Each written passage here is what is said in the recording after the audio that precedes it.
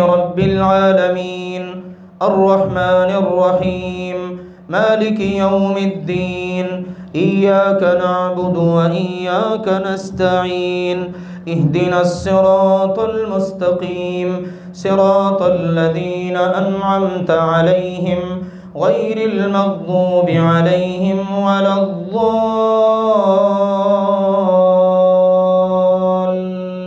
الضالين آمين. قد أفلح من تزكى وذكر اسم ربه فصلى بل تؤثرون الحياة الدنيا والآخرة خير وأبقى إن هذا لفي الصحف الأولى صحف إبراهيم وموسى.